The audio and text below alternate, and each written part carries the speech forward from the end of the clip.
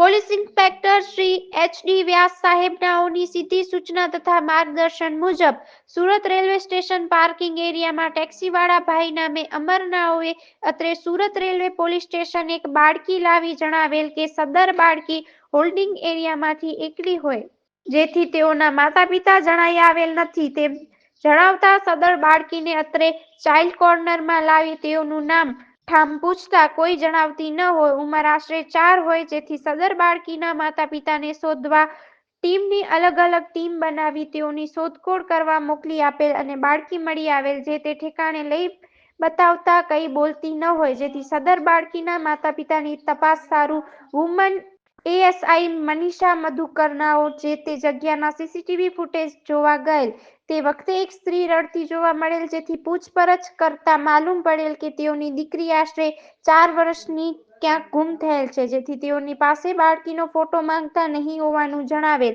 જેથી વુમન એએસઆઈનાઓના સદર બાળકીનો ફોટો બતાવતા તેઓની જ દીકરી છે તેમ જણાવતા તેઓને પૂછપરછ કરતા તેઓ જણાવેલ કે તેમની દીકરી